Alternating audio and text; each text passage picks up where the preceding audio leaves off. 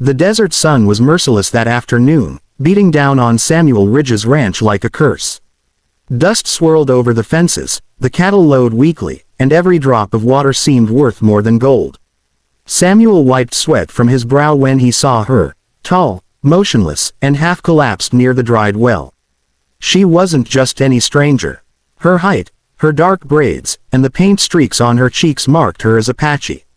But she looked lost. Her lips were cracked, her eyes dazed. She had walked miles, barefoot, her skin burning from the sun. For a moment, Samuel hesitated. He'd heard stories about Apaches, fierce and vengeful, but then the man inside him won over the fear. He rushed to the barrel by the stable, filled a tin cup, and knelt beside her. "Here, drink," he said softly. She stared at him, confused, then took it with trembling hands. That single moment, kindness under danger, would change his life forever. When the girl spoke, her voice was low, heavy with exhaustion. "You help me?" she asked, struggling with English words. Samuel nodded. "You're safe here." He guided her to the shade, brought her bread, and waited as her breathing steadied. The ranch dogs circled warily, tails low, sensing something different. The girl looked toward the red horizon. "They come for me," she whispered. Samuel frowned. "Who?" But she only shook her head and closed her eyes, too weak to explain. Night fell quickly. The prairie turned silent except for the distant howl of coyotes. Samuel laid a blanket over her near the porch, wondering what kind of danger she was running from. He thought of the Apache raids rumored near the border, families taken, ranches burned. He told himself she couldn't be part of that. No, she was just a girl who needed help. Yet when the wind shifted, he caught a glint of metal beneath her coat, a carved obsidian dagger with tribal markings. At dawn, the girl was gone. Her blanket lay folded neatly on the porch, and a single feather rested on top, a black hawk's plume, sign of the Apache tribe. Samuel's stomach twisted. He looked out toward the ridge and saw her tracks, long, deep footprints heading east. He sighed in relief, half grateful she had left before trouble found her. But by noon, his relief turned to dread. A thin trail of dust rose beyond the hills, riders. Dozens of them. No, hundreds. Samuel climbed the windmill tower with his rifle and peered through his scope. What he saw froze his blood, an entire war party, stretching across the horizon, moving like a river of fire and dust. Painted faces, spears glinting in the sun, banners of eagle feathers and smoke. At the center, riding a white horse, was the same girl he had helped. Only now she wore full Apache battle paint and carried a spear longer than herself. "God help me," he whispered. The ground trembled as the warriors stopped just beyond his fence line, 300 strong, silent as ghosts. The air grew heavy. Then, from the front, the girl dismounted and walked forward, her expression unreadable. Samuel raised his hands, stepping out from the barn. "I meant no harm," he called. She looked at him for a long moment, then spoke in her own tongue. The warriors murmured behind her. Samuel caught one word that chilled him: vengeance. She pointed toward him, then to the ranch house, speaking rapidly to the warriors. Samuel couldn't understand, but the meaning was clear: they blamed him for something. He tried to speak, but before he could, 3 riders broke from the group and galloped toward his fence, their lances raised. Samuel ran to the barn, heart hammering, fumbling with his rifle. The sound of hooves thundered closer.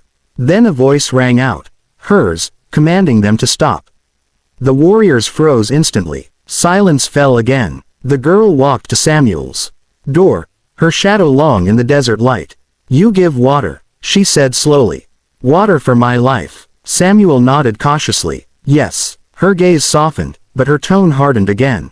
"Now my father dead. White men kill him. They think you one of them." His throat tightened. "I'm not," he said. "I swear it." She looked back toward her people. "They come for justice. I come to stop blood." The next words out of her mouth struck him like thunder. "You save me," she said, "so I save you." Then she raised her hand high, signaling the warriors. Drums began to beat, a slow, deep rhythm that echoed across the valley. The Apache chief, a towering man with white streaks in his hair, rode forward, his face carved with grief. He stared at Samuel, then at his daughter, and spoke with the weight of command. The standoff had begun. The Apache chief dismounted, walking slowly toward Samuel, each step echoing like a drumbeat. His eyes were dark pools of sorrow.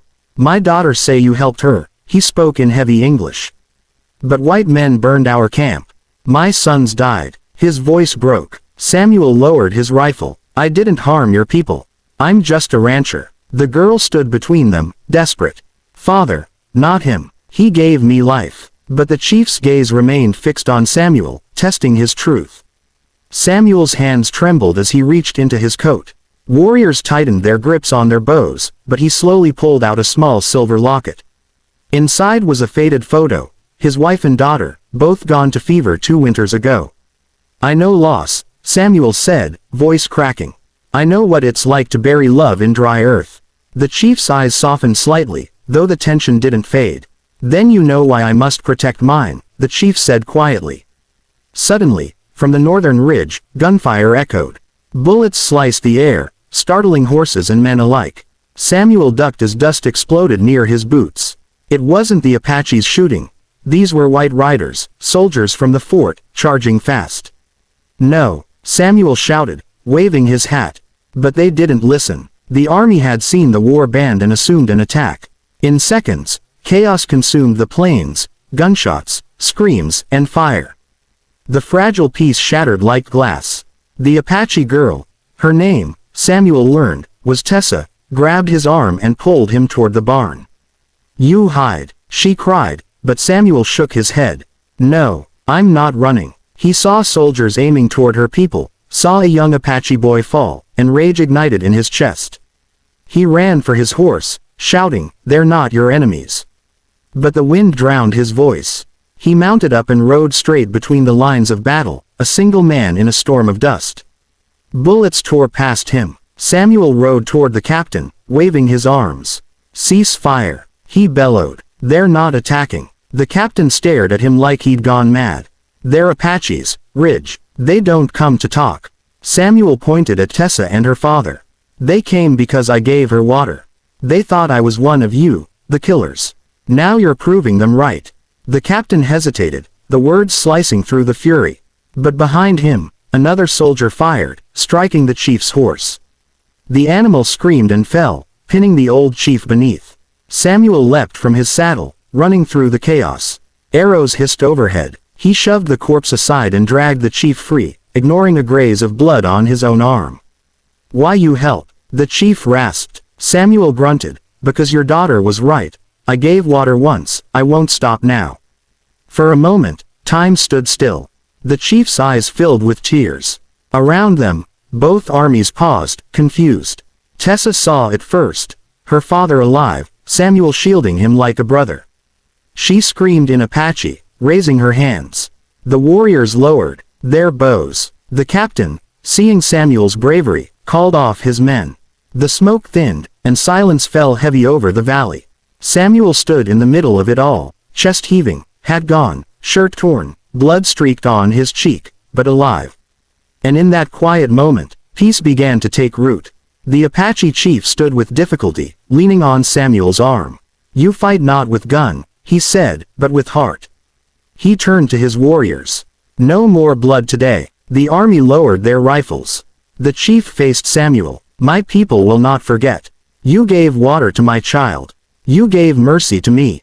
Then he placed a hand on Samuel's chest, a gesture of respect.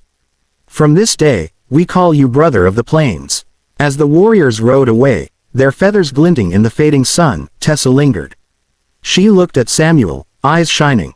"You saved my father," she whispered. "You saved us all." Samuel smiled faintly. "Guess that makes us even." She tilted her head, a small smile curving her lips. "No, not even. You have friends now. Many." Then she pressed something into his palm, the same black hawk feather she'd left before. "For peace," she said. "And memory." When the dust finally settled, the soldiers retreated too, ashamed of what almost happened. Samuel stood alone on the ridge, the feather fluttering in his hand. The sun bled red into gold over the desert. For the first time in years, he felt something inside him heal, a peace no bullet or battle could take. He turned to see Tessa one last time. She was looking back, tall and proud, her braid glinting like fire. She smiled, then rode away.